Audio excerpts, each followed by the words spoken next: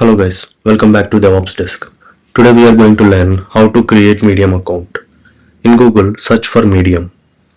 The first result you can see, Medium read and write stories. Click on this.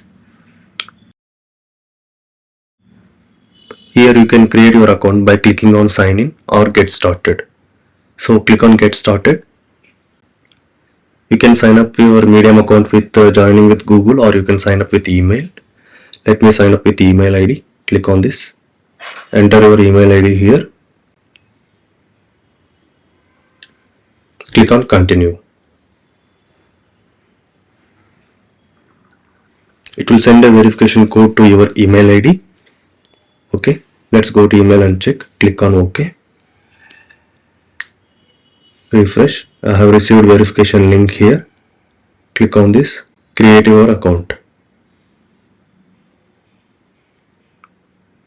Here you need to give the full name of your Medium account.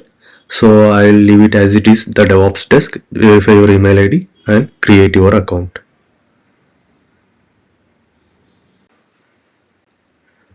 Here you need to select what you are interested in. Basically our channel is related to DevOps things, so I'll select DevOps topics only. Docker and